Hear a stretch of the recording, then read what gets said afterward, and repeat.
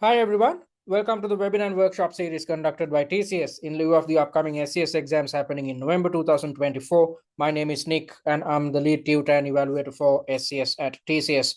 So let's look at the session outcomes. Today's session is going to be a bit long because we have to cover a lot. So first things first, in the first part of the webinar, I will be teaching you answering and time management technique, which are crucial to ensure first time pass at your SCS exam. So if you're joining this session after failing the previous sitting, you know what I'm talking about. It's quite normal for students to run out of time at their exam, which indicates that you need to really work on your answering technique, because if you develop high quality answers, so if you work on your answering technique, then you can at the same time ensure that you manage your time appropriately. So these first two elements will be covered within the first part of today's webinar. Then I will also highlight how to implement these techniques in a practical manner by taking you through the free mock exam, which we have made available via the student dashboard.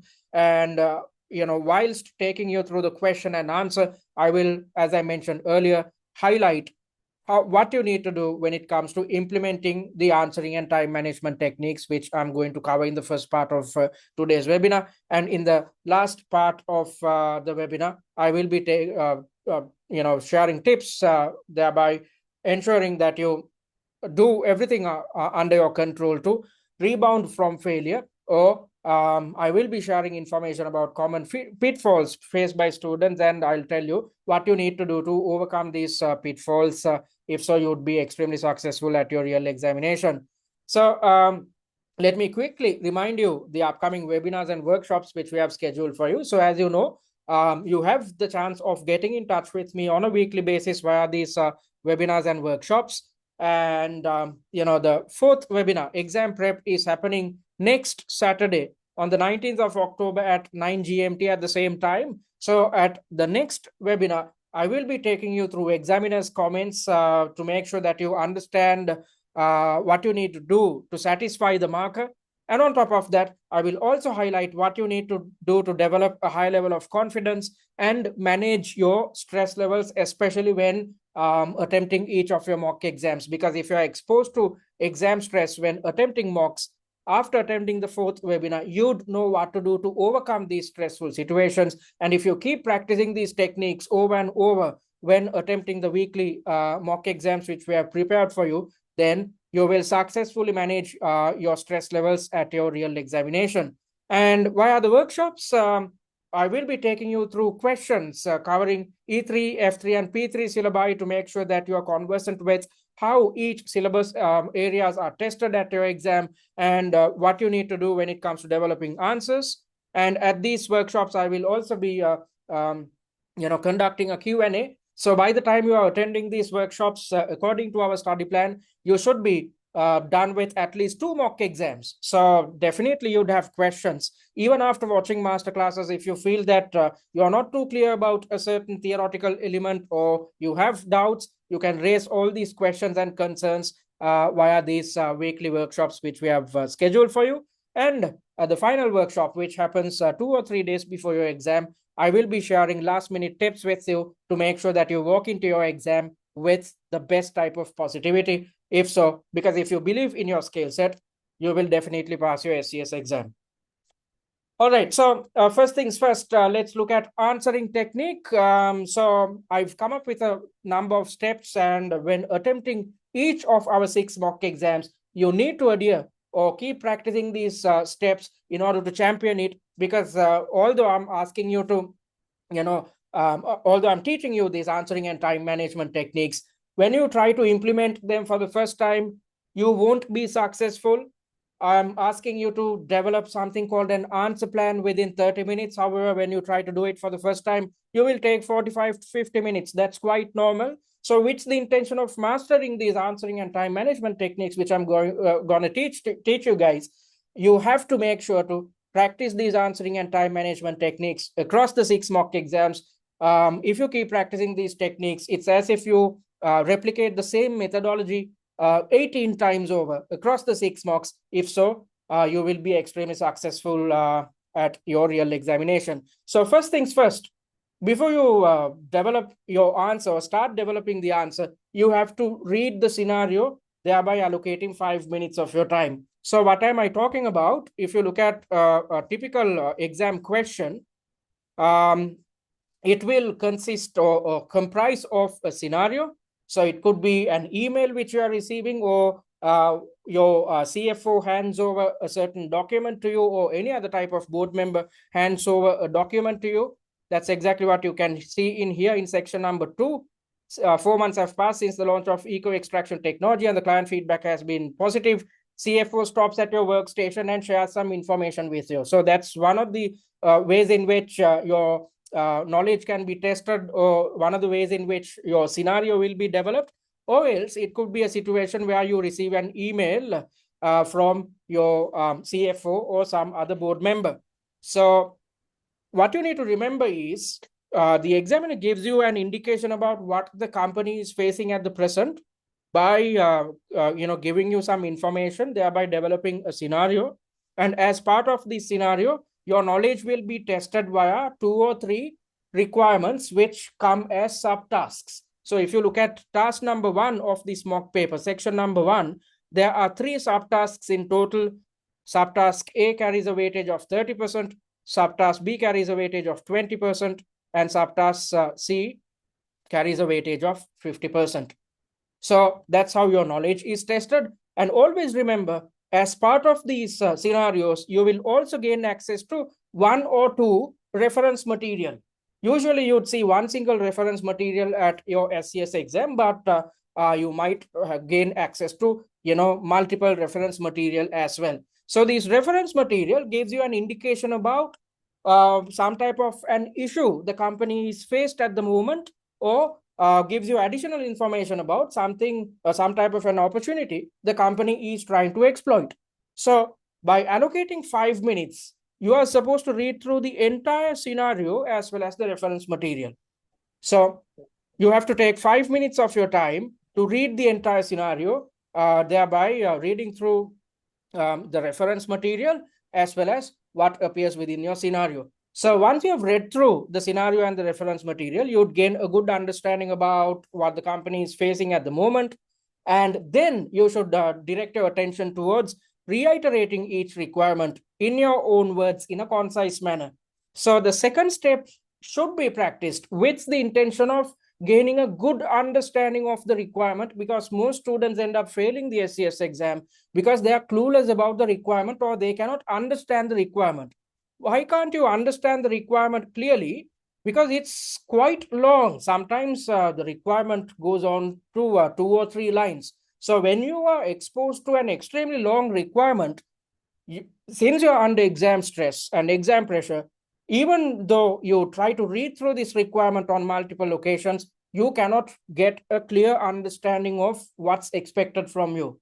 So with the intention of understanding the requirement clearly, you are supposed to reiterate the requirement in your own words in a simpler form or in a concise form. So what am I talking about? So looking at the first requirement, explain the financial analyst's comments with regards to introducing the new eco extraction service into Rotomyne's operations. So this requirement is quite long. So before you develop something called an answer plan, you are supposed to reiterate the requirement in your own words in a simpler form. So FA's comments introducing eco extraction. So I've simplified it, which makes sure that you gain a clear understanding of what you are expected to achieve when developing the answer. So rather than going through this extended requirement, explain the financial analyst's comments with regards to introducing the new eco extraction service into Rotomyne's operations, it's prudent to simplify it in your own words, which provides you a better level of clarity. So FA's comments introducing eco extraction. Okay, and let's move on to the third subtask. It's quite long as well. Recommend comprehensive strategies for Rotomyne to effectively manage stakeholder pressures created due to the environmental issues. So I've simplified it, strategies to manage stakeholder pressure. So it makes your life easy when you try to simplify the requirement. So that's your second step. Before you start answering or developing your answers, you have to reiterate each requirement in your own words in a concise manner. Then you have to focus on developing headings and subheadings. So for each subtask, you need to develop a main heading, which is in bold and underlined format. And if you feel under each subtask, if you feel that you want to further faction out the answer, then you are invited to utilize subheadings, and subheadings should be in bold format. Do not number your tasks. Do not number your subtasks. Instead, since the CIMA examiner is trying to replicate a real life corporate environment, you have to act as if you receive an email at office. So once you receive an email at office, there won't be task numbers and whatnot. Instead, you will come up with appropriate headings and subheadings, thereby coming up with a well-structured answer or developing a well-structured response to your boss. So you need to adhere to the same methodology when developing your answers at this exam. So for each subtask, you need to develop a main heading, which is in bold and underlined format. So if you look at this question, task 1 carries 3 subtasks. So for each subtask, you need to come up with a main heading, which is in bold and underlined format. So that's exactly what you can see here. If you look at the suggested answer, financial analyst's comment, that's the answer for the first subtask, which is in bold and underlined format. Then moving on to the second subtask, it has everything to do with directors' bonuses, evaluate CEO's suggestion with regards to bonus. So I've come up with a main heading for the second subtask, which is in bold and underlined format once more, which reads as directors' bonus. And for the third part, which is about managing stakeholders, I've come up with a main heading, again in bold and underlined format. And if you want to further faction out the answer, you can use subheadings. If so, these subheadings should be in bold format. So after reiterating each requirement in your own words in a concise manner, your next step or your third step should be to develop headings and subheadings, which gives you a clear picture of what you are expected to achieve. So after doing it, then you should allocate your time towards developing something called the answer plan. So this is where you are trying to plan out your answer or structure your answer. So most students, what they do is they will read through the scenario and the reference material, and straight away they'd start typing answers or their fully fledged answers. It is discouraged to do so, because let's assume you are halfway through the answer and all of a sudden you realize that you are headed in the wrong direction. So if that is the case, you'd end up deleting your entire answer and you'd have to start from scratch. So when you know for a fact that you have wasted a lot of time, it leads to panic. Panic leads to brain freeze. So this is a situation where, although you are trying to come up with an answer, since you are panicking, you can't think anything. Nothing comes into your head. And in the back of your mind, you know for a fact that you have wasted a lot of time, which leads to extreme levels of stress. And throughout the 3 hours, your brain will constantly keep reminding you that you have wasted time. So in order to avoid all these inefficiencies, in order to avoid unnecessary exam stress, in order to avoid a time wastage, in order to make sure that your answers are totally aligned with the requirement, first things first, before you type out your final answer, you have to spend some time to develop something called an answer plan, or you have to spend some time to structure your answer, and a maximum of 30 minutes should be allocated covering all subtasks. So as I mentioned earlier, looking at the first requirement, there are 3 subtasks. So focused on all 3 subtasks, you have to develop the answer plan. So you need to have effectively 3 answer plans. And when developing these 3 answer plans, you have to take 30 minutes. So you'd understand what an answer plan looks like in a little while, because I'm going to explain all these things in depth after I've taken you through the technicalities or the steps which you need to adhere to when it comes to developing answer plans. So develop the answer plan for the entire set of subtasks, taking 30 minutes of your time. And when developing the answer plans, you are supposed to understand or stipulate how many points should appear under each subtask. So you can easily determine the number of points which should appear under each subtask based on the weightages provided, because these weightages give us an indication about mark allocations. So let's look at what I'm talking about by going back to the mock exam. So if you look at the first subtask, the weightage provided is 30%. Second subtask, the weightage provided is 20%. And looking at the third subtask, the weightage provided is 50%.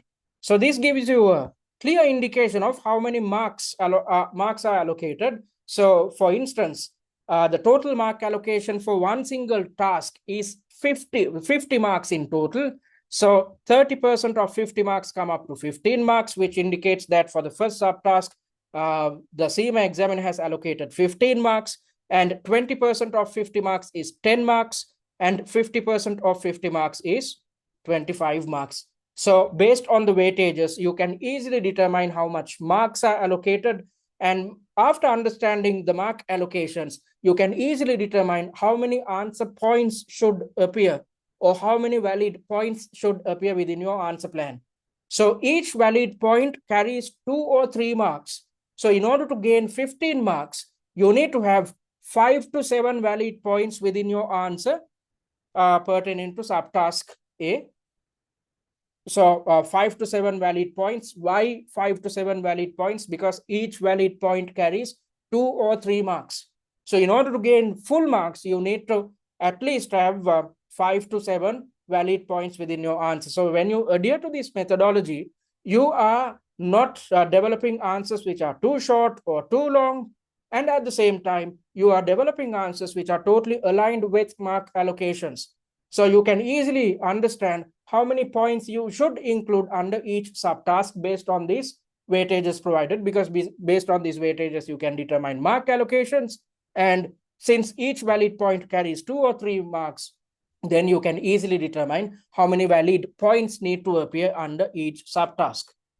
All right, so that's your fourth step, determine mark allocations based on the weightages provided, and 2 or 3 marks are allocated per answer point. And when developing this answer structure, or when developing this answer plan, develop it on the answer screen itself. Do not use your scratch pad. You'd gain a better understanding of what I'm talking about in a little while, where I'm going to teach you how to implement these techniques in a practical sense. So when developing the answer structure, or when coming up with the answer plan, you are supposed to type it out on the answer screen itself. Do not type out your answer plan or your answer structure on the scratch pad. Why am I asking you not to do so? Because when you have to shift between your answer screen and the scratch pad, it leads to complexities and inefficiencies. I want you to avoid all inefficiencies as much as possible, especially given the fact that you are under exam stress. So when you are supposed to sit in one place 3 hours at a stretch and have a go at 3 tasks, and you'd have to read through the scenarios and the reference material, you have to spend time to develop answers, you need to think about managing your time. So when developing answers, you need to think about the information presented in each scenario. You need to think about what type of relevant information can be brought in from the pre-scene. You have to be conversant about any type of theoretical concepts which can be brought into your answer with the intention of enhancing the quality. So you have to do all these things. On top of it, if you are exposed to additional inefficiencies, you'd go crazy at the exam. You'd be exposed to extreme levels of fatigue and stress. So in order to avoid exposure to unnecessary stress, let's try to get rid of unnecessary inefficiencies as much as possible. So there's absolutely no point of trying to shift between 2 screens when it comes to developing your answer. Instead, develop the answer on the answer screen itself. Don't use the scratch pad, because another issue is, let's assume you decided to include 7 valid points within a certain subtask, and therefore aligned with what you have thought, you have come up with an answer plan which carries 7 valid points, and you develop the answer plan on the scratch pad. And when shifting between the answer screen and the scratch pad, given the fact that you are under exam stress, you only included 6 valid points in your answer, whereas you plan to include 7 valid points. So when shifting between these 2 screens, you might forget to include a point which you intended to include within your answer, because you are under exam stress. So in order to avoid all these issues, in order to make sure that you include all answer points which you have decided to include within the answer, develop the answer plan on the answer screen itself. If you want, you can use the scratch pad not to develop the answer plan, but to type out any important information when you are reading through the scenario or the reference material. So when reading through the scenario or reference material, if you want to type something out, if you want to summarize the information, then you can type out all these things on the scratch pad. However, when it comes to developing the answer structure or the answer plan, do it on the answer screen itself, because let's assume you ran out of time. Still, if a portion of your answer plan appears within your answer screen, then the marker will not allocate full marks, yet you would get 2 or 3 marks, which might ensure a pass at your real examination. So develop the answer screen on the answer screen itself. And once you have an answer structure or an answer plan at your disposal, utilizing the remaining time, which is 25 minutes, you should expand the answer plan or flesh out the answer plan, thereby developing your final answer. So when fleshing out your answer plan or when expanding your answer plan, develop a paragraph per answer point. So let's assume for the first subtask, you plan to include 7 valid points. And when developing the answer plan, you have 7 valid points. And when it comes to expanding the answer plan, you have to have, you need to develop a paragraph per answer point. So if there were 7 valid points within your answer plan, then in your final answer, you need to have 7 paragraphs. Don't write the entire answer within one single paragraph. Instead, divide your answer into separate paragraphs, and each paragraph should consist of 2 to 4 lined sentences. Why am I asking you to do it? Because it makes the marker's life easy when it comes to marking your paper. If you write the entire answer in one single paragraph, the marker will have to spend a lot of time to understand how many answer points you have included within the answer.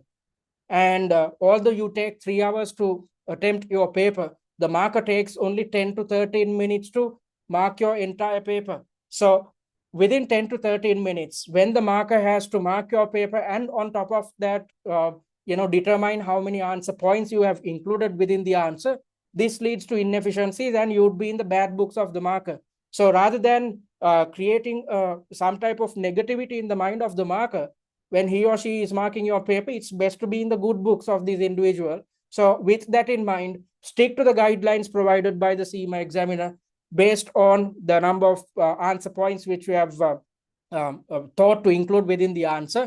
Per answer point, develop a paragraph. Don't write everything together.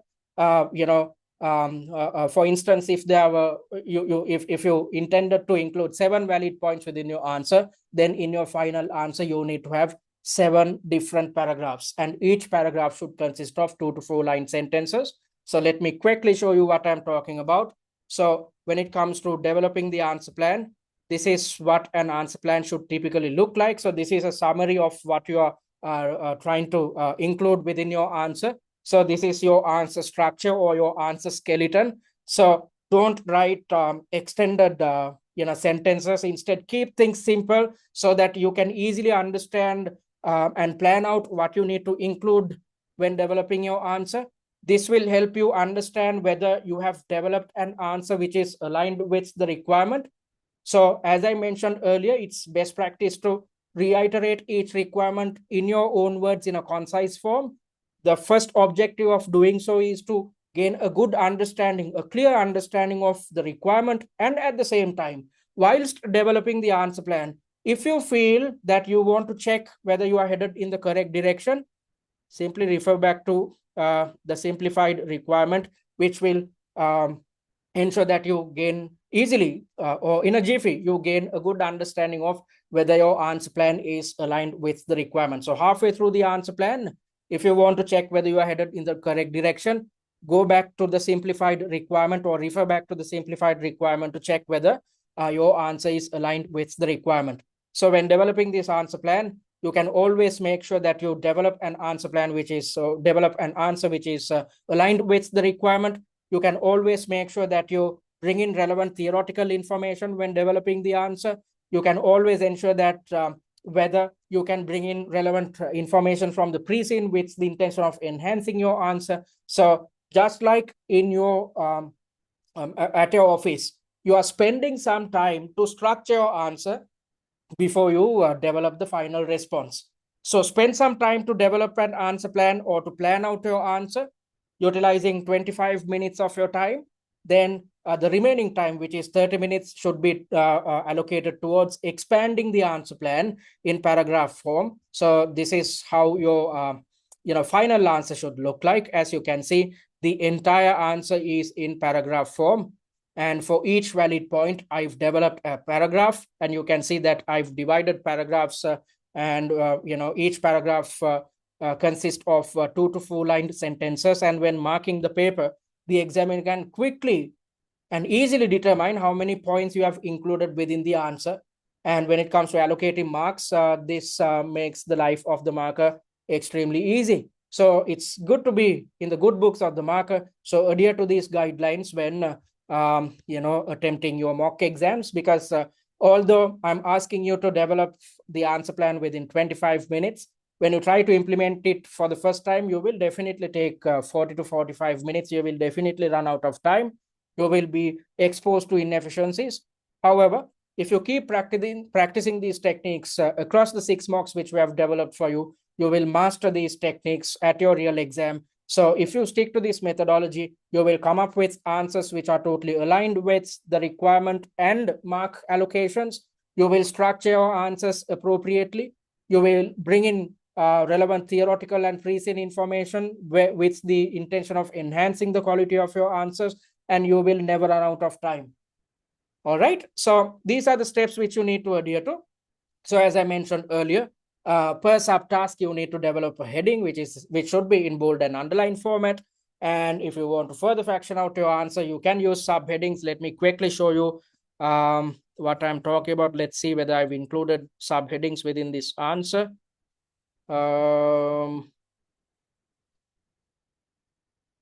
Yes.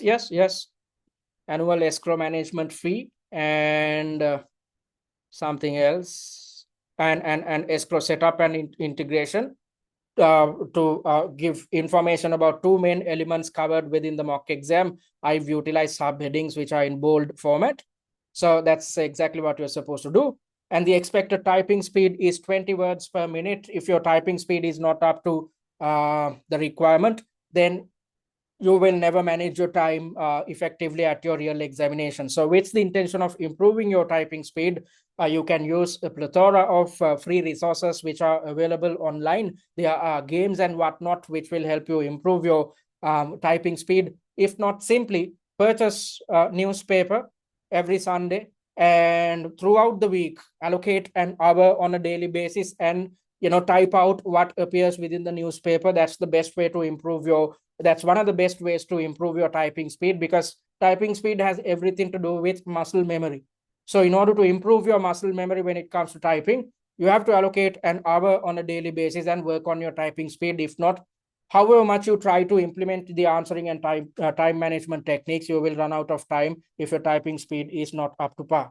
And when providing answers, you are supposed to utilize paragraphs which consist of 2 to 4 line sentences. So per answer point, you need to develop a paragraph, and do not spend time on formatting. The only type of formatting which you need to be conversant with is with regards to developing a main heading per subtask and developing subheadings, and main headings should be in bold and underlined format and subheadings in bold, and developing a paragraph per answer point which consists of 2 to 4 line sentences. Other than that, you need not work on your alignment and whatnot.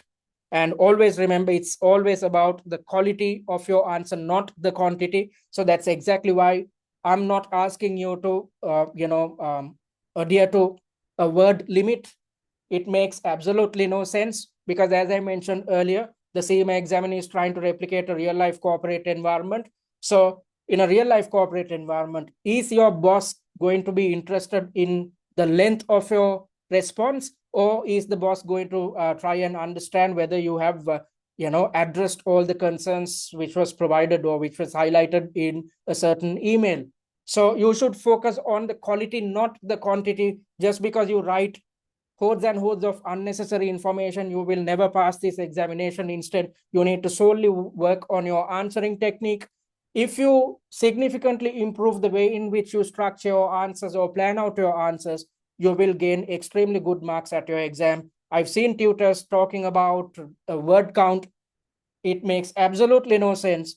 The marker is under strict instructions to look at the quality of your answer, not the quantity. So don't think in terms of word limit or a word count. Instead, work on your answering technique and time management techniques. So before I teach you how to implement these things in a practical sense, let me quickly remind you what we offer at TCS. So I'm on the SCS page. If you're yet to check out the free content, please click on this button and create a free user account. Via this free user account, you will gain access to the recorded versions of the webinars and workshops which we conduct on a weekly basis. And on top of that, you will also gain access to the free mock exam, the suggested answer and its answer plan, and you have the option or the opportunity rather of attempting the entire mock exam 1. You have the opportunity of attempting the entire mock under exam conditions via our exam platform. So click on this button and create a free use account, which will give you access to our student dashboard. And via the student dashboard, you can gain access to all this content. In a little while, I'll show you how to how our student dashboard looks like and how you can attempt the free mock under exam conditions via our exam platform. And if you are interested in investing on our paid content, click on this button and check the sample material before you do so.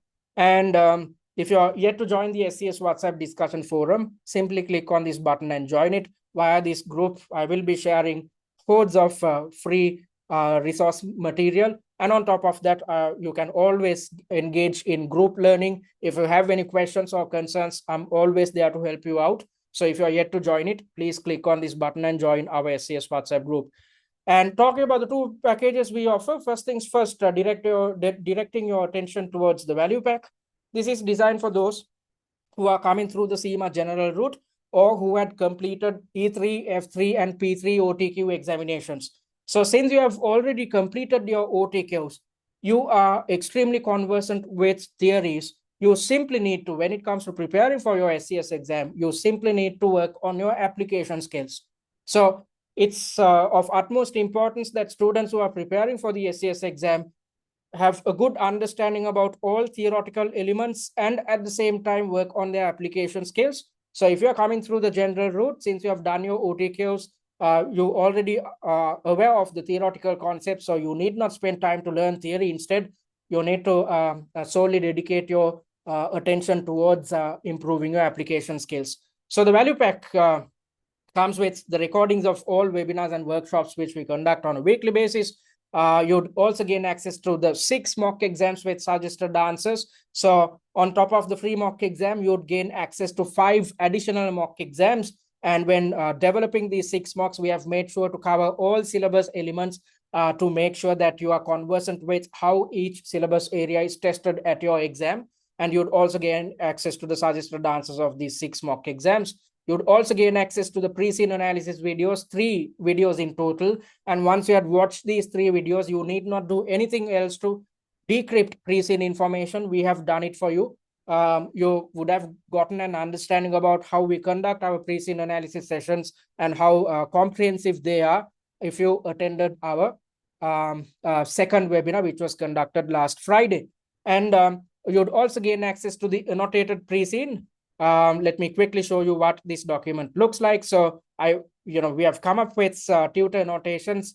One of the objectives of coming up with these annotations is to summarize the entire pre-scene, which makes your life easy when it comes to understanding pre-scene information. And at the same time, we have also highlighted probable exam scenarios which can be tested at the exam based on the hints provided by the CIMA examiner. And on top of that, we have also highlighted probable syllabus elements which can be tested, which are aligned with these exam scenarios. And we have covered all these elements when developing. We have made sure to cover all these elements when developing the 6 mock exams to ensure that you have a good understanding about what type of theoretical elements can be tested at the exam and what type of scenarios can be thrown at you based on the hints provided by the examiner via the pre-scene document. So on top of that, you'd also gain access to industry and financial analysis cards. Let me quickly show you what they look like. So these are a set of resources which we prepared for a previous case study. So looking at the industry analysis slides, it is divided into 4 main elements. In the first part, we have defined the industry to ensure that you gain a good understanding about what your industry is about. Then in the second and third parts, we have explained industry dynamics, thereby highlighting the competitive landscape and industry trends. Mind you, based on these industry trends, scenarios will be thrown at you at your real exam. And at the very end, we have provided information about 2 real-life companies, considering to make sure that you gain an in-depth understanding about how real-life companies operate within your chosen industry. And looking at the financial analysis slides at the very end of your pre-scene, you would have seen the financial statements of your own company and its closest competitor. So we have evaluated each financial statement in depth, yet keeping things simple so that you can easily gain an understanding of what appears within each financial statement. So we have evaluated the SOPL, the SOFP, as well as the statement of changes in equity. And we have also conducted a ratio analysis, because at this stage as an SFM, you have to be extremely conversant about different types of ratios and what these ratios tell us about the company's performance. So that's exactly what you can see here. Again, we have evaluated each ratio whilst keeping things simple to make sure that you gain a good understanding about what happens within your chosen company. And we have also, as part of these evaluations, we have also compared your company's performance to that of your closest competitors. So we have conducted a similar analysis for the closest competitor as well. So these are the type of resources you'd gain access to via the value pack. You'd also gain access to top 20 likely issue slides, which indicate the most probable syllabus elements which can be tested at your exam. You'd gain access to the case study familiarization kit. If you read through this kit, within 10 to 15 minutes, you can gain an in-depth understanding about the technicalities behind your SCS exam. You'd also gain access to a tutor-managed live chat and OTQ revision cards. So as I mentioned earlier, the value pack is designed for those who have already learned theory. So after attempting the weekly mock exam, if you feel that you struggled with a certain question or you struggled with a certain syllabus element, simply refer to the OTQ revision cards to brush up your knowledge in a jiffy, so that you can easily and quickly brush up your knowledge about a certain theoretical element as and when needed. So the value pack is priced at £299. And talking about the premium pack is designed for those who are coming through the exemption route and those who had failed the SCS exam previously. Both these type of students have a common problem. Both coming through the exemption route and those who had failed the SCS exam previously, both lack an in-depth understanding about theoretical elements and both struggle with application. So if you're coming through an exemption route, you'd be conversant with your E3 syllabus. However, you will struggle a bit with F3 and P3. So with the intention of teaching you theory and improving your application within a short period of time, we have developed an additional set of resources under the premium package. So on top of what you'd gain access to under the value pack, you'd also gain access to the online mock exam platform. So you'd see what the online mock exam platform looks like in a little while. So when attempting all 6 mock exams, you can attempt them under exam conditions, and which gives you the opportunity to champion answering and time management technique. And at the same time, you will be exposed to exam stress. And when you are exposed to exam stress, when conducting your preparations, you'd know what to do to overcome them. So you'd keep practicing not just answering and time management techniques, you'd keep practicing stress management techniques as well. If so, you will be extremely successful at your real examination. And we are providing one-on-one tutor feedback on the last 3 mock exams. The first 3 mocks are there to get your bearings with the answering and time management technique, because as I mentioned earlier, it takes a bit of time for you to gain a good understanding about how to structure answers and how to manage your time. However, after you have practiced these techniques across the first 3 mocks, by the time you are in the last 3 mock exams, you'd have a good understanding about how to manage your time and how to structure your answers. That's exactly why we are providing tutor feedback for the last 3 mock exams. And this is the type of feedback you'd receive at TCS. The objective of providing this type of feedback is to make sure that you gain a good understanding of your shortcomings, because without understanding your shortcomings, there's absolutely no point of preparing for your SCS exam, because when opting for tutor feedback, your objective should be to understand the shortcomings, because if you understand the shortcomings, you can take steps to avoid them when conducting your preparations in the upcoming weeks. So you can see the type of in-depth feedback we provide at TCS. So throughout this answer script, you can see the type of feedback which we have provided, extensive feedback. And at the very end, we provide marks on a subtask basis. And we have also indicated a success rate. The yellow highlighted elements indicate the subtasks in which the performance was substandard. So after receiving tutor feedback, your job is to redevelop answer plans. You'll understand what I'm talking about in a little while after I teach you how to implement answering technique and how to develop answer plans. So the best way to conduct your revision is to focus on your weekly mock exam. So after receiving tutor feedback with the intention of overcoming your issues, you are supposed to redevelop answer plans focused on the subtasks which are highlighted in yellow. So if you stick to this methodology, you are not wasting time unnecessarily. Instead, you are solely focusing on your shortcomings and doing everything under your control to overcome these shortcomings. And at the very end, we provide general comments as well. Okay, so that's a type of feedback you'd receive under the premium pack. You'd also gain access to answer plans of all 6 mock exams. In a little while, you'd see what an answer plan looks like and what it consists of. And you'd also gain access to 15 master classes. So from mock 2 up until mock number 6, we have developed master classes, and we have developed these master classes with 3 objectives in mind. Objective number 1 is to teach you the logic behind each answer. Objective number 2 is to teach you the relevant theoretical concept which is highlighted within the relevant mock exam. And on top of that, objective number 3 is to teach you application skills. So from mock 2 up until mock 6, there are 15 tasks in total, just like in your real exam, because each mock carries 3 tasks. So 3 tasks into 5 mocks come up to 15 tasks in total. So focused on each of these tasks, whilst taking you through the logic of each answer, we have taught you theory and we have taken steps to teach you application skills. So if you're coming through an exemption route, or if you had failed your SCS exam previously, you need to learn theory and significantly improve application. This is the best way to improve your theory and application knowledge within a short period of time. And once you have access to all this content, you can pass for sure, hence the pass guarantee. So if you invest on the premium package and end up failing, you would gain access to the premium package in your subsequent sitting free of charge.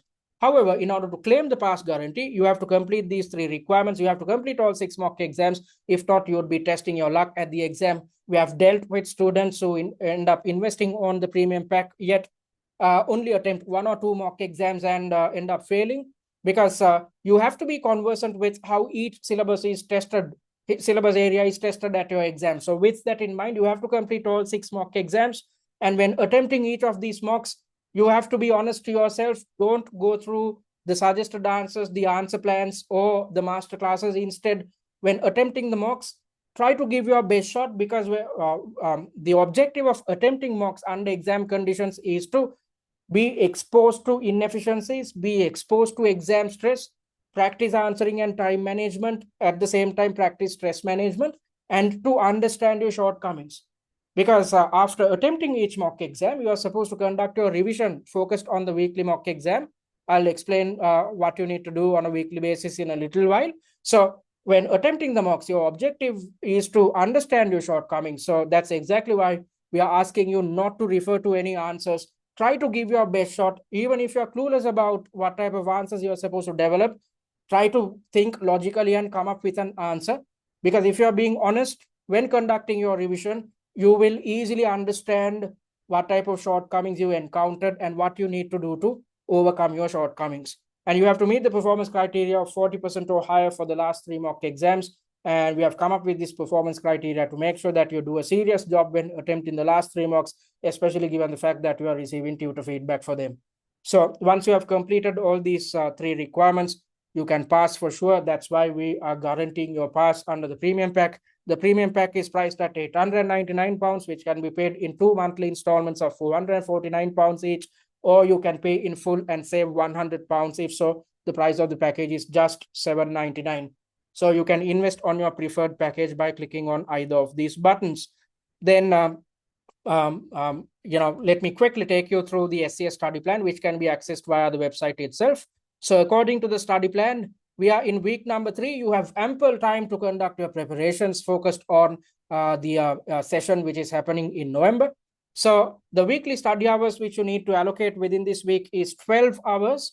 Relative to the other weeks, you have to spend the most amount of time within this week. Why is this the case? Because you have to attempt 2 mock exams within this week. All right. Whereas in the other weeks, from week 4 onwards, you are supposed to allocate just 9 hours of study time to attempt the weekly mock exam and to conduct your weekly revision. So within this week, you are supposed to attempt the free mock exam via the exam platform, which gives you the opportunity to practice answering and time management technique. And after you are done so, you have done so, you are supposed to attempt mock number 1 via the exam platform. Watch the 3 master classes to learn theory and improve application, and redevelop answer plans focused on mock number 1. So as I mentioned earlier, after attempting each mock exam, you are supposed to conduct revision focused on the weekly mock exam. So you are supposed to adhere to a 3-step process. Step number 1 is to attempt the mock exam under exam conditions. Then you'd understand what your shortcomings are. Then watch the masterclass to learn theory and improve application. Then you'd know what you should have included within the answer, how you should have structured your answer, what type of theoretical elements should have been brought in. Sometimes students end up utilizing some other theoretical element which is not aligned with the requirement. So by watching these master classes, you gain a good understanding about how to bring in theoretical knowledge and how to improve your application skills. And after you have learned theory and application, test your knowledge by redeveloping answer plans. So that's the best type of revision which you can conduct on a weekly basis. So every week, if you focus on attempting the weekly mock exam, learn theory and application via the master classes, then test your knowledge by redeveloping answer plans. If you move in this process across 6 weeks, then you will be extremely successful at your real exam. So stick to our study plan, and if you have any questions or concerns, you can get in touch with us via the weekly webinar or workshop. And on top of that, you can always message us via WhatsApp. So that's what we offer at TCS. And I forgot to tell you something. If you are planning to, all products are available until the 28th of February 2025. So if you're planning on sitting for the SCS exams in Feb, you can invest right now and start your preparations so that you'd have ample time to conduct preparations in a stress-free environment. All right, so that's what we offer at TCS. Then let's move on to the discussion of the free mock exam. Before we move on to the free mock exam, let me quickly explain the technicalities behind the exam platform, because you have to get your bearings with the Pearson VUE system on which you'd attempt your real exam. So at TCS, we have developed an exact replica of the Pearson VUE system, which gives you the opportunity to practice exams, each mock exam under exam conditions, which will make your life easy at your real exam. So once you log into the platform, once you click on the begin button, you can't go back. You have to sit in one place and attempt the entire mock exam in one single go. So once you have clicked on the begin button, you would be directed to section number 1. As you can see, there will be a timer which gives you an indication about how much time is remaining. As you know, 60 minutes in total are allocated for each task. And this area highlights the task number. There are 3 tasks in total. We are in task number 1, section number 1, as you can see. And you'd have 4 different buttons. The calculator button, you'd have access to a calculator because you need to do minor calculations. You might have to rework the gearing ratio and whatnot, considering the information presented in each scenario. So for that, you need to gain access to a calculator. And there's a scratch pad as well. If you want to type something out, then you can utilize this scratch pad. And there's reference material. As I mentioned earlier, each task carries 1 or 2 reference material, and you'd also gain access to the pre-scene document. So if you need some information from the pre-scene, you can easily click on this button and check out the necessary information. So there is a next button. So once you click on the next button, it takes you to the answer screen. And via the answer screen, you still have access to the same set of buttons.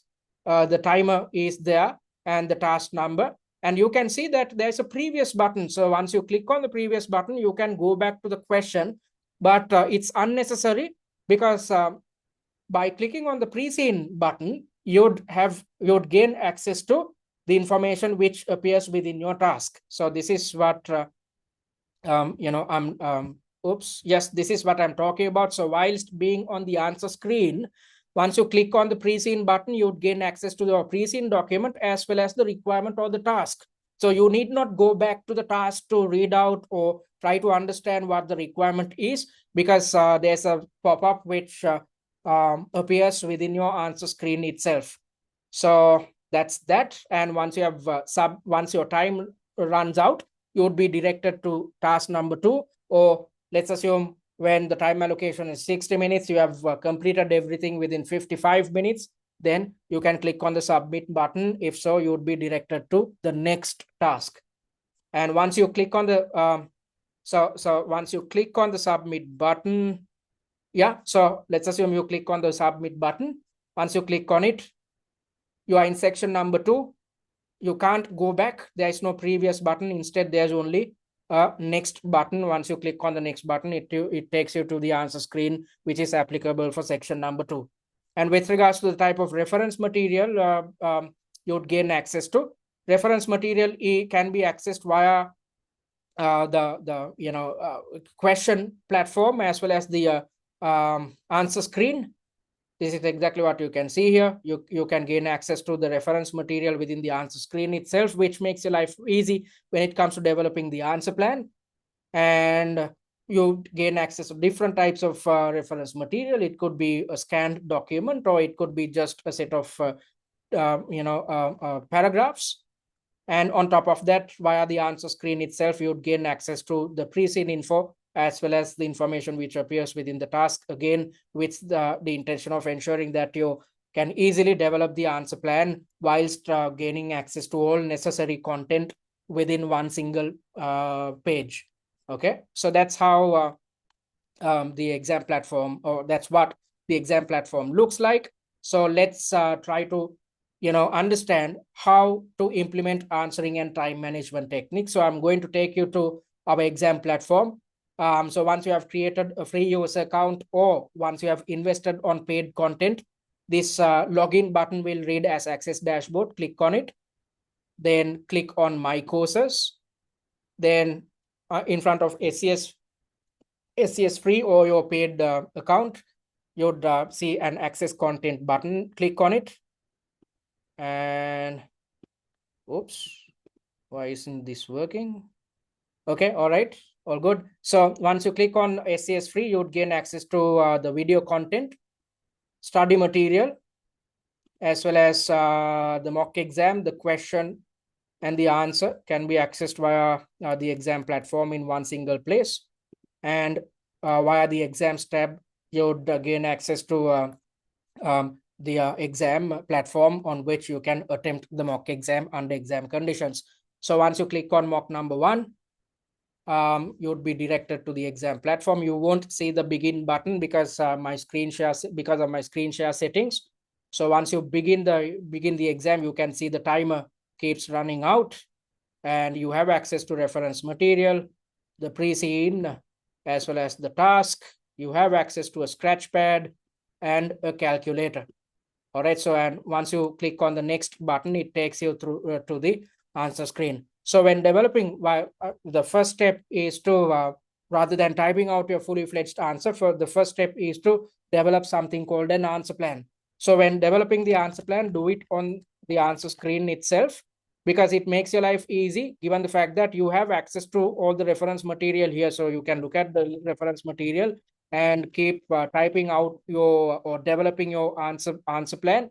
You'd also gain access to the pre-scene document, and you'd also gain access to the information presented in the task. So you need not go back to the question whilst having access to all information, the pre-scene, the task, as well as reference material. You can keep developing your answer plan onto your left. And once you're done with the answer plan, your job is to expand each point in paragraph form. All right, so I want to take you to section number 3. So I'm going to skip all these elements. We are in section number 3. A month later, you receive the following email from Martin Jacobs, the CFO. I have attached a scanned copy of a quotation that has been circulated to the board. We escrow. Oops, I went to the wrong question. I'm sorry, guys. I went to the wrong question. So I have to finish this. That's okay. That's okay. I can't go back. So I'm going to, yeah, I'm just going to direct your attention towards the PDF version. All right. So section number 1, 60 minutes is the time allocation. You receive the following email from Martin Jacobs, your CFO. So the subject goes as eco extraction and data privacy. So this gives us a hint of what is to be tested. So there's some type of an extraction method which we are considering, a new extraction method, because there was no mention about eco extraction within our pre-scene document. And data privacy, that's the second element which is covered within this question. At a meeting, our doctor who is involved with research introduced eco extraction, new technology that optimizes lithium extraction using advanced data analytics, AI, and sustainable practices. So we have found a new extraction method using AI and data analytics, which enhances our extraction processes. This system enhances operational efficiency. So what is offered? Operational efficiency through real-time monitoring and direct lithium extraction technology. So there was no mention about us adhering to the DLE method when it comes to extraction. However, as I mentioned earlier, your pre-scene information gives you an indication about what has happened in the past within your chosen organization. So as part of the scenarios, what the company is trying to do at the moment or present information will be presented. So as you can see, we are contemplating of implementing a new extraction process, which is known as eco extraction, which offers operational efficiency. And this, if we adhere to this, we can move towards the DLE technology, which is sustainable and eco-friendly compared to the other two mining or extraction methods out there. And if we shift to this DLE technology, we are exposed to a situation where we can reduce water usage, especially in water scarce areas. Financial analysts predict positive outcomes for Rotomyne, forecasting revenue, cash flow, and profit growth, along with a potential increase in share price. And so these are all the benefits, and we can align ourselves with ESG standards, and we are exposed to a plethora of long-term benefits, which will lead investor confidence and a competitive edge for us. So that's a type of new technology which we are trying to introduce to the market, which is known as eco extraction technology. So I want to direct your attention towards the last part or the last subtask of the question, thereby highlighting how to implement answering and time management techniques.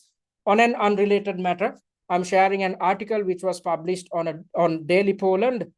Please refer to the attachment. So let's look at the attachment to see what type of information is presented. So this is a newspaper article taken from Daily Poland, which gives us an indication about the type of environmental threats or environmental issues created by the mining industry. So this a report provided by a set of environmental watchdogs, which has highlighted that the largest mining companies are operating in water scarce resources, while lithium is pivotal for renewable energy and electric vehicles. Concerns over water depletion and ecosystem damage in these regions are escalating. Investigations had indicated that local communities are affected in a negative manner, and who has carried out these investigations? Environmental advocates. And environmental groups have targeted industry leaders such as Rotomyne and Litsdig.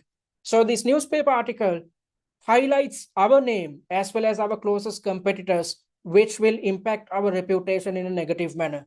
So this article is something which is significant. This is not only focused on our industry. Within the article itself, there's a mention about our name and our closest competitor. So this indicates that this newspaper article will directly impact us in a negative manner. And these environmental groups are accusing Rotomyne and Litdick of prioritizing profit over sustainability. These organizations are mounting pressure, pushing for more stringent regulation oversight and encouraging consumers to demand greater accountability. The issue has gained nationwide attention, placing mining companies under intense scrutiny. So you can see the type of issues we are exposed to due to this newspaper article and due to the work of these environmental advocates. In response to the growing public outcry, the government is preparing to introduce tougher environmental regulations targeting water-intensive industries with lithium mining at the forefront. So the government is going to react to these issues. The proposed changes include strict water usage limitations and heavy penalties for non-compliance. These regulations could significantly challenge market leaders like Rotomyne and Lithium, particularly given their large-scale operations in affected regions. So again, our name as well as our closest competitors' names appear within this newspaper article. So this gives us an indication about the type of stakeholders, a stakeholder action concerning our industry and how these stakeholders had reacted to the issues highlighted as per the issues highlighted within this newspaper article. I didn't take you through the newspaper article in its entirety because we don't have enough time. Instead, I want to simply focus your attention towards how to implement answering and time management techniques. So let's look at the requirement. Recommend comprehensive strategies for Rotomyne to effectively manage stakeholder pressures created due to environmental issues. So all the environmental issues are highlighted within the reference material. So when developing your answer, you need to consider the information presented in this newspaper article. If not, if you provide a highly theoretical answer, you won't get any marks. So as I mentioned earlier, when developing answers, you have to show to the examiner that you have learned theory, thereby utilizing an appropriate theoretical concept whenever you are developing the answer. And on top of that, you have to also work on your application skills. Just because you explain a theoretical concept, you won't get any marks. Instead, utilizing the knowledge which you have gained via the theoretical concept, you have to stick to the information presented in the scenario and the reference material when it comes to developing your answer. So as per our answering technique, what is your first step? First step is to read the scenario, allocating 5 minutes of your time. So we have done it so far. And the second step is to reiterate the requirement in your own words in a concise manner. So when it comes to reiterating the requirement, recommend comprehensive strategies for Rotomyne to effectively manage stakeholder pressures created due to environmental issues. So that's the requirement. So let's look at how you are supposed to reiterate the requirement. Strategies to manage stakeholder pressure. So this question tests your understanding about the ability to spot stakeholders and the ability to suggest mitigatory action with the intention of managing stakeholders. So when it comes to managing stakeholders, what theoretical concept or which theoretical concept can you use? You are supposed to utilize your knowledge gained via the Mendelov matrix.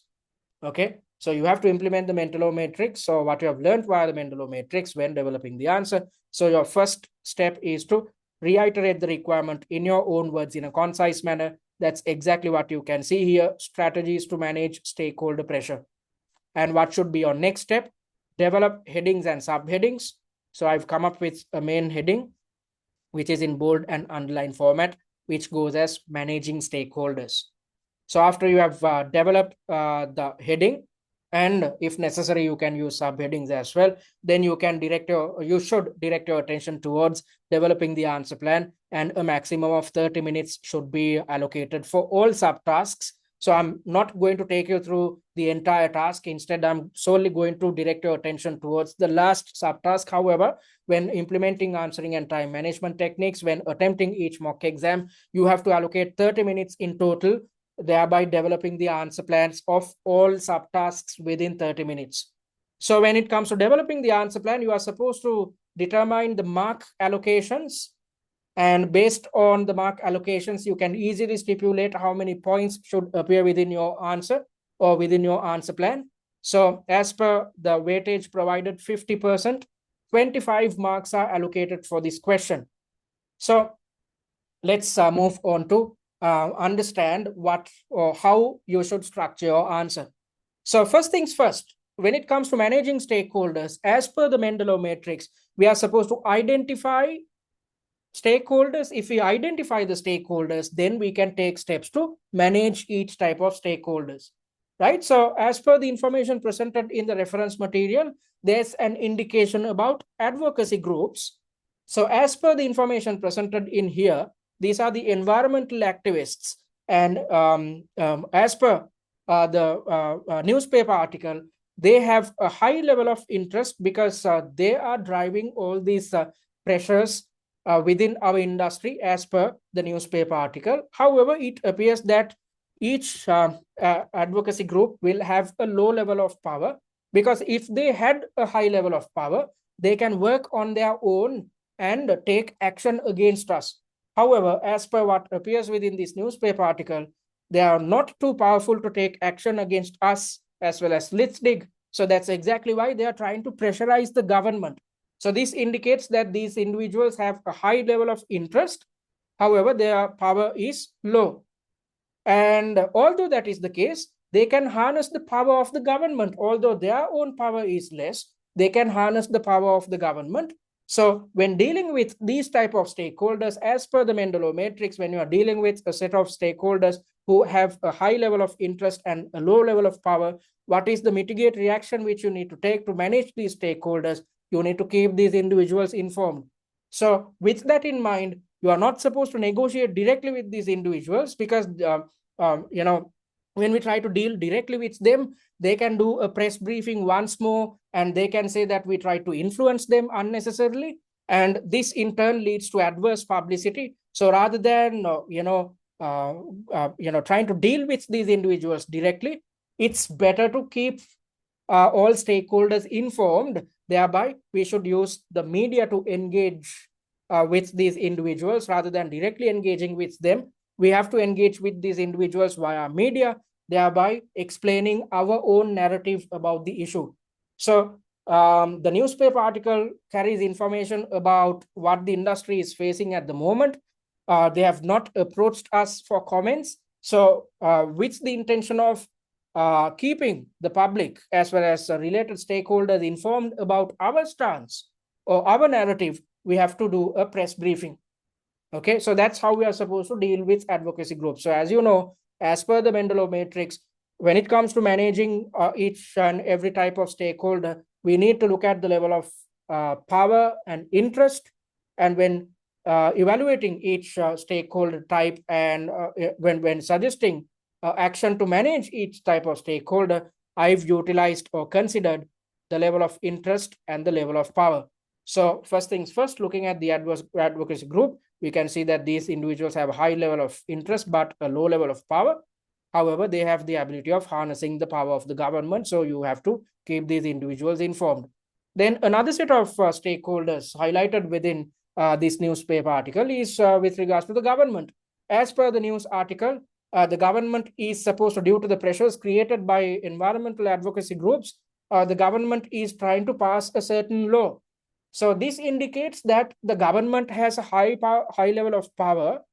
As per the Mendelov matrix, usually it is taught that the government, although it has a high level of power, they are not too interested about businesses which operate within their economy. However, as per the newspaper article, it appears that their level of interest is extremely high. Why am I saying this? Because the government is trying to take action against the industry, thereby passing stringent laws with regards to water usage and the way in which we safeguard the environment. So although we have learned under the Mendelov matrix that the government has a high level of power and a low level of interest, as per the information presented in the reference material, the government appears to have a high level of interest as well. So with the intention of dealing with this government or with this type of stakeholder, which is the government, we have to explain the law and how it impacts other stakeholders in an adverse manner. So when talking about other stakeholders, we need to, when negotiating directly with the government, we need to explain to the government how this impacts not just us or Litdig, all the other players within the industry, transportation providers, our customers, as well as our internal stakeholders such as our management and employees. So if this law is passed, we need to explain to the government how all these related stakeholders are impacted in an adverse manner. So with this in mind, we have to engage directly with the government with the intention of trying to change the law as much as possible. So how should you change the law? By going for CPA or corporate political activity. So under corporate political activity, there are two main um, options at our disposal. One is to lobby, and the other is to go for a bridging strategy. We can't implement a bridging strategy, which is about changing ourselves to be aligned with the laws. We are not too aware of how the law is going to change and impact us. So with that in mind, it's best that we go for lobbying.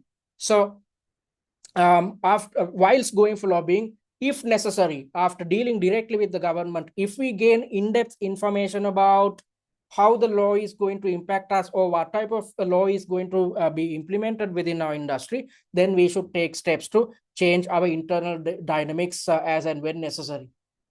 All right, so that's how we should deal with this powerful stakeholder, the government. We have to directly engage with them and try to negotiate and explain how these laws are going to impact us as well as related stakeholders in a negative manner. Thereby, we have to go for lobbying, and if necessary, we should change our internal dynamics as well. And we should also consider about other stakeholders who are impacted by the information presented in this newspaper article.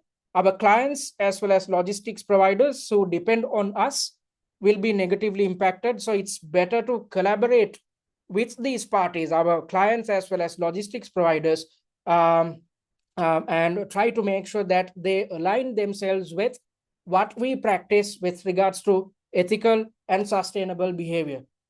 So if we push our related stakeholders to adhere to the same type of ethical and sustainable practices, then when it comes to dealing with the government, we can utilize this information and say, look here, we actually want to work with all players within our value network or value chain with the intention of increasing sustainability and safeguarding the environment as much as possible.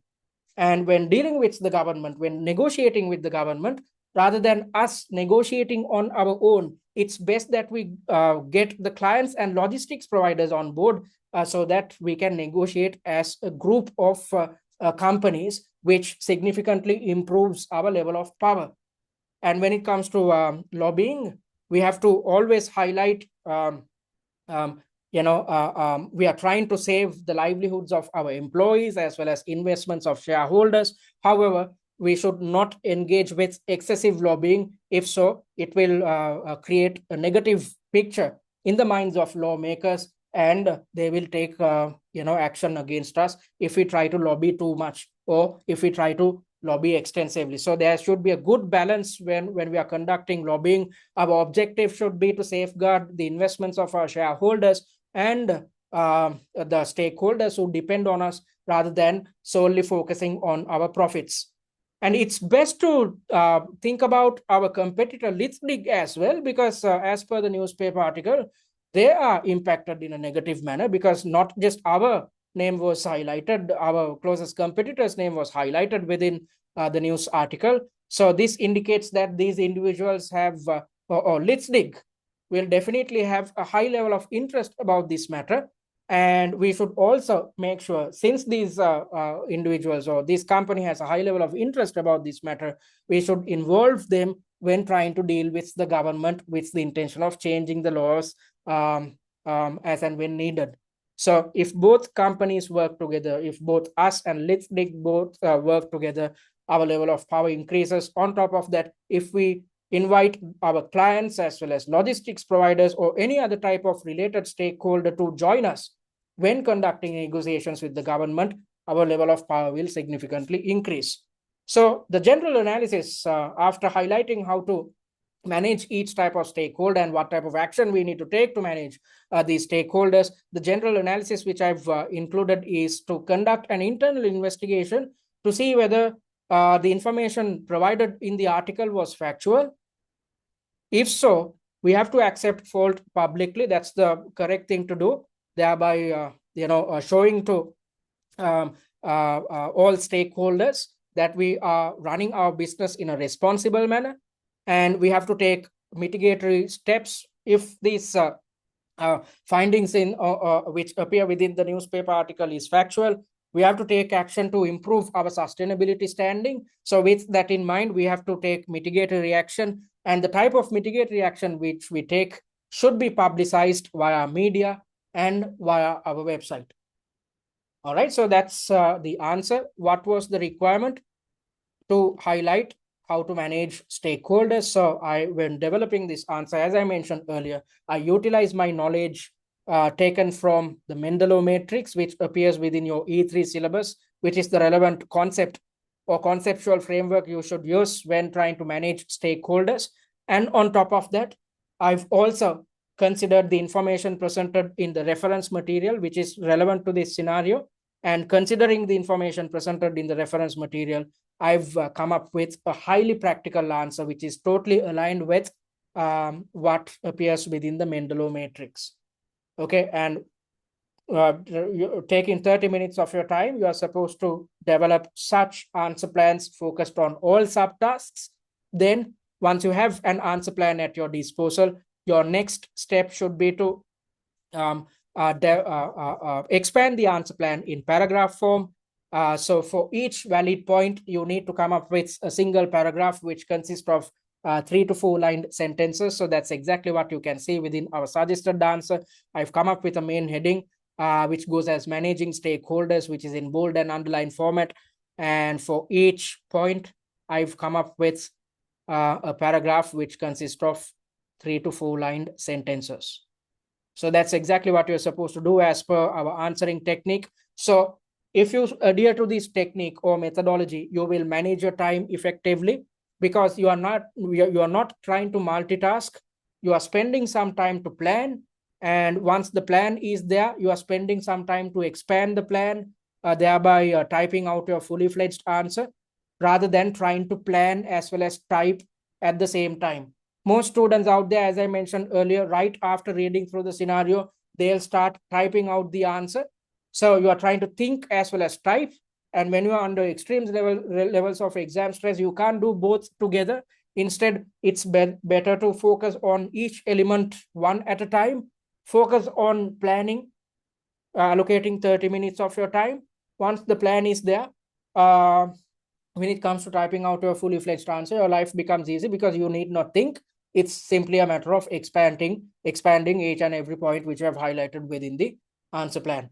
So although I'm asking you to do this, develop the answer plan within 30 minutes, you won't have the capability of doing it when you try to do it for the first time. So that's exactly why you have to attempt the 6 mock exams under exam conditions. So I've dealt with students who when it comes to practicing mock exams, they'd practice task number 1 today, task number 2 tomorrow, and task number 3 day after tomorrow of a certain mock exam.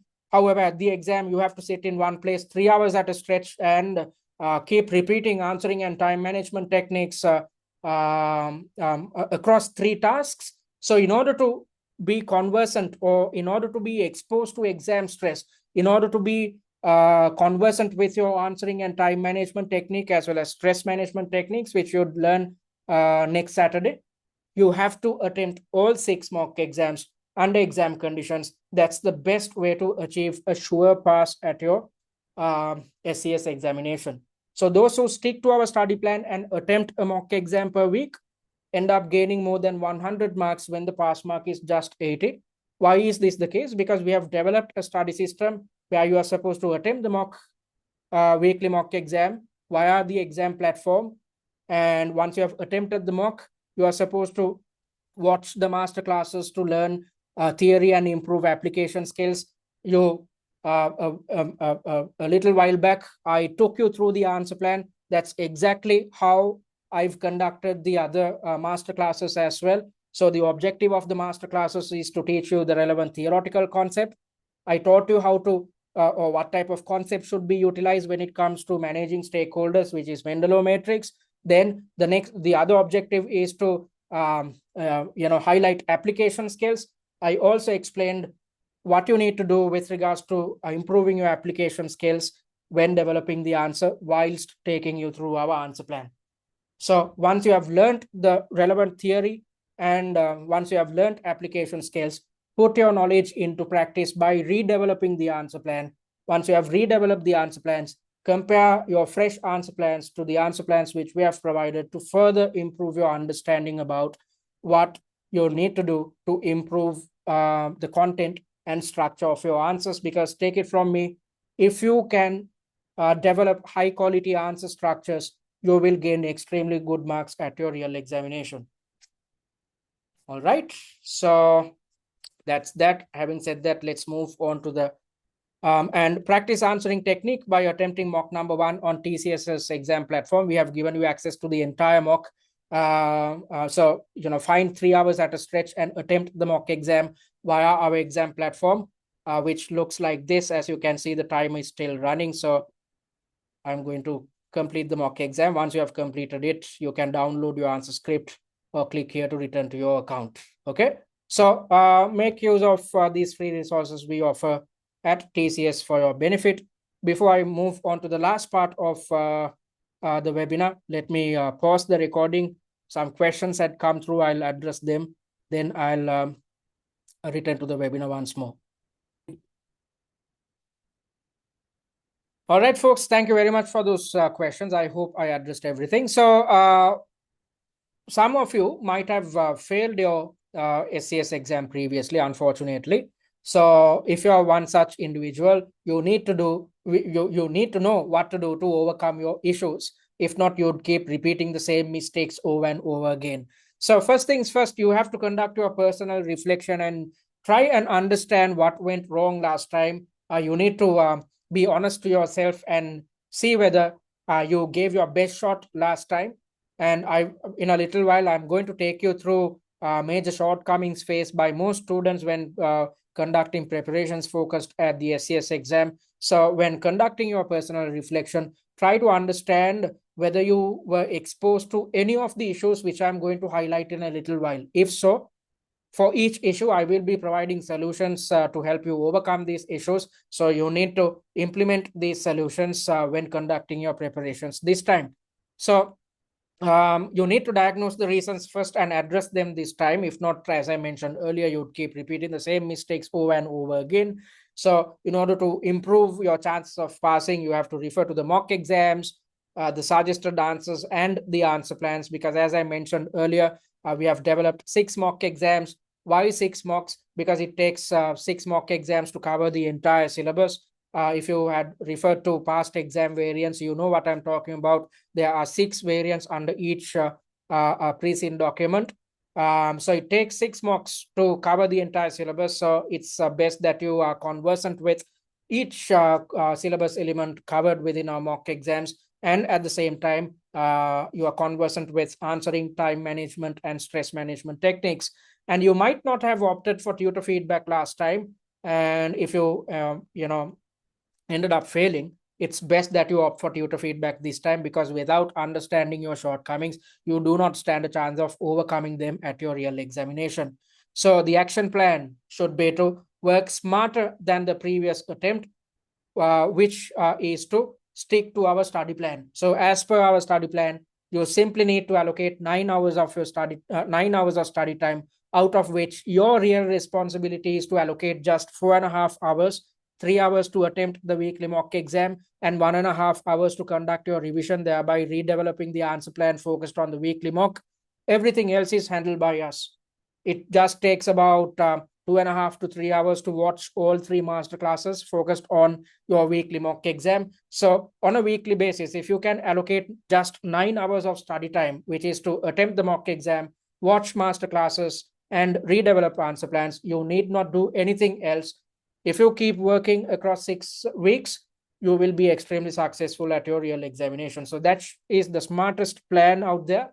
So it's best that you adhere to it to achieve a pass in your next sitting. So what are the common reasons which leads to a failure? Practicing just 2 or 3 mock exams. So most students, 90% of the students end up failing because they practice just 2 or 3 mocks. Students think that by simply attempting mocks or by simply starting to attempt mocks a week or two before the exam, they can pass. This is an extremely tough examination. All case study examinations which fall under the CIMA syllabus, all of them are extremely hard to pass.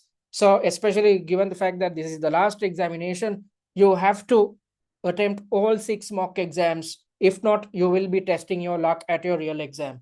You cannot cover the entire syllabus by simply attempting 2 or 3 mock exams. So if you wait until the last moment, you won't have time to attempt all 6 mock exams. So you'd try to take a shortcut there by attempting just 2 or 3, and you'd end up failing.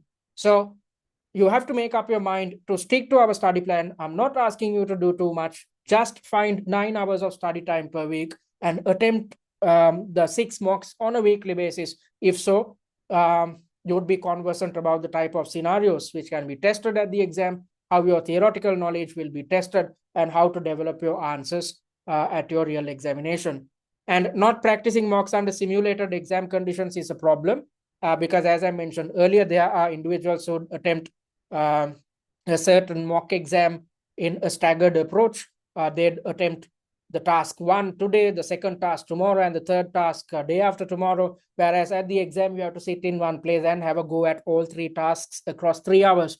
So it's of utmost importance that you practice mocks under simulated exam conditions, which gives you the opportunity to master your answering and time management technique.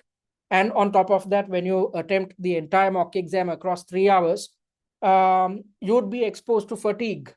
Because if you look at the human brain, our attention span is just there for 45 minutes. So you'd be extremely comfortable with the first task. However, by the time you are in the second and third task, mostly towards the third task, you'd be exposed to extreme levels of stress because your brain will keep telling you to get out of the stressful situation. And how can you get rid of this stressful situation? By finishing the exam as fast as possible. So towards the third task, most students end up losing a lot of marks because they try to rush the process. So it's best that you are exposed to all these issues when attempting the mock exams rather than at your real examination. So with that in mind, with the intention of mastering answering and time management techniques, with the intention of being exposed to exam stress, which will ensure that you know what to do to manage exam stress, you have to attempt all 6 mock exams under exam conditions. And lack of technical knowledge as well as application skills is a killer, especially if you're coming through an exemption route. As I mentioned earlier, those who are coming through exemptions are conversant with what's covered within the E3 syllabus, but they are not too clear about what's highlighted within the P3 syllabus and the F3 syllabus and how to tackle such questions, especially pertaining to risk management, setting internal controls, internal audit responsibilities, and whatnot. And even certain elements which are covered within E3, such as corporate governance, is not a strong element when I'm dealing with students coming through exemption route. So if you're coming through an exemption route, it's of utmost importance that you gain a good understanding about all syllabus elements. If not, you will not pass your SCS exam. For instance, when it comes to the question which I discussed today, which tests your understanding as well as application with regards to Mendelov matrix. If you were clueless about the Mendelov matrix, then you'd try to come up with answers in the way in which you think that you might think that you'd come up with answers which are extremely successful, which is not the case, because if there is a theoretical element, it's best to utilize this concept so that you are headed in the correct direction. So now at the exam, if you get a question which is focused on managing stakeholders, you'd remember what to do, how to approach such a question. So the best way to gain an understanding about all these elements is to gain access to our answer plans and watch the master classes. You'd always remember, even after 2 or 3 years, if someone asks you about how to manage stakeholders, you'd still, remember what to do, how to approach such a situation. Why? Because you listen to the masterclass. So likewise, gaining access to the masterclasses is extremely important, especially if there are gaps in theory knowledge and if there are issues with application. So with the intention of improving your theoretical knowledge and improving your application skills, watch the masterclasses which we have developed focused on each of our mock exams. And relying on past exam variants is a major problem, especially at the SCS exam, because as you know, 85% of your questions are testing your application skills or practical decision-making skills, whereas um, uh, relative to an exam such as the OCS exam, at the operational case study examination, 85% of the questions are testing your theoretical knowledge. So things are quite different at this stage. So if you try to refer to past exam variants and try to understand how to approach questions and how to develop answers, you will be misguided for sure, especially given the fact that past exam variants are based on different industries and different companies. So when developing answers, you need to consider what happens within your industry. You need to consider what happens within your chosen industry, the chosen company. You have to be conversant about your stakeholders, the type of stakeholders you deal with. So if you try to go through past exam variants, which are developed considering different industry and internal dynamics, you will be misguided. Your life will become hell when trying to understand the logic behind each and every answer. So rather than relying on past exam variants, it's best that you rely on or conduct your preparations focused on exam standard and pre-seen specific mock exams. And that's exactly what we offer at TCS. You saw the type of questions which we have developed, which are totally aligned with your pre-seen document. And inappropriate answering technique leads to issues with time management. So now you know what to do with regards to answering technique, because if you get your answering technique right, invariably you will manage your time appropriately as well. However, as I mentioned earlier, you need to get your bearings with them. You won't get it right just because you know these techniques. You would have to keep practicing. It's like swimming. Just because you learn how to swim, you have to get into the water and keep practicing to become a champion. So if you are to succeed at your real examination, you have to keep practicing these techniques over and over. And that's exactly why we are giving you the opportunity to practice each exam, mock exam, under exam conditions, so that you keep repeating answering time management and stress management techniques 16 times over before you walk into your real exam. And lack of evaluation is a problem as well. So it's best that you compare your answer to the suggested answers or the answer plans, with the intention of further improving the quality of your answers. Just because you attempt the 6 mock exams, you won't pass this examination. Instead, you have to spend time on revision. So when it comes to revision, there's absolutely no point of referring to past exam variants or referring to your past notes or theoretical concepts. Instead, the prudent thing to do is to focus on your weekly mock exam when conducting your revision. If that is the case, you will significantly improve your answering technique and application skills. So as per our plan, you are supposed to attempt the mock exam, then watch the master classes. Via the master classes, you'd learn theory and improve application. Once you have learned theory and application, put your knowledge into practice by redeveloping answer plans. Once you have redeveloped answer plans, compare your fresh answer plans to our answer plans to further improve the quality of your answers. So once you stick to this method, you are evaluating your performance when redeveloping the answer plans and after watching the master classes. And at the same time, by the time you are in the last 3 mock exams, I will be evaluating your performance because I'll be providing tutor feedback. So with all these types of evaluations, you will be successful at your real exam. And non-adherence to a study plan is a killer. That's exactly why most students end up studying in the last 2 weeks, and then this leads to a failure. So it's better to stick to our study plan. According to the study plan, you are supposed to attempt a mock exam per week. So it's a simplified, extremely easy method in which across the upcoming 6 weeks you can ensure a sure pass at your SCS exam.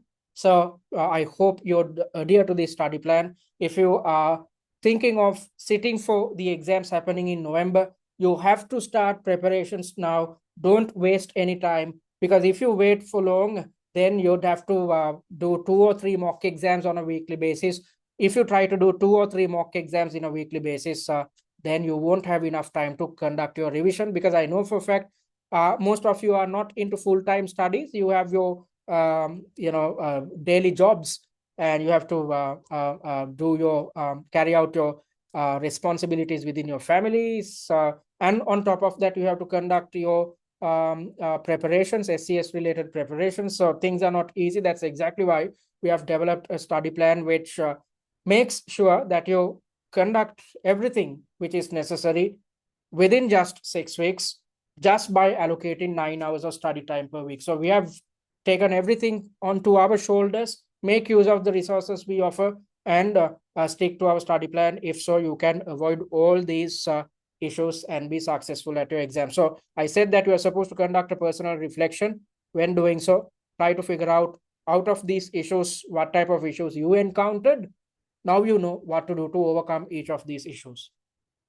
So we are proud to say that we achieved a 97% pass rate at the previous sitting, which happened in August 2024.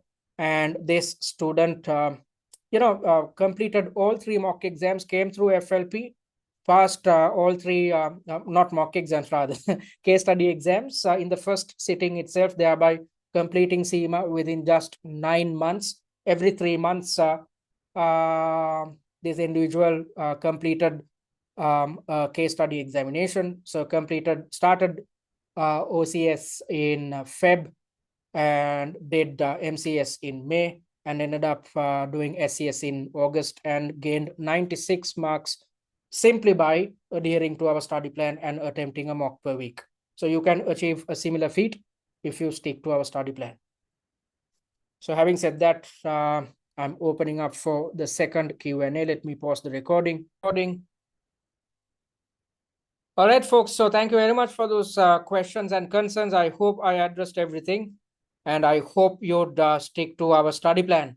So if you want to contact us, you can do it via our website, which is www.study@tcs.com. Go to our website and click on the contact button and drop your message. Our admin staff will get in touch with you within office hours via email. And you can email us at info@study@tcs.com or WhatsApp us on this number. And I invite you guys to follow us on our social media handles, especially YouTube and TikTok, because the recorded versions of these sessions will be uploaded to our YouTube handle. And via the TikTok handle, you'd gain access to a good mind map, pre-scene mind map, a set of videos which covers the entire pre-scene. So on your way to office, keep watching these set of TikTok videos to keep reminding yourself about the most important points which appear within your pre-scene document. So having said that, it brings us to the end of the third webinar. I hope you gained something out of this, and I want you guys to attempt the first mock exam under exam conditions via our exam platform. And when attempting it, stick to the answering and time management techniques which I highlighted a while back. And I expect you guys to start your preparations now itself, which will give you enough time to focus on your mock attempts as well as conduct your revision. And I hope to see you next Saturday at 10 a.m. UK time or 9 GMT, where I'm going to take you through examiner's comments and highlight what you need to do to develop a high level of confidence, and most importantly, mention what you need to do to manage exam stress. So thank you very much. I hope you'd start preparations, and I'll see you on next Saturday. Thank you and take care.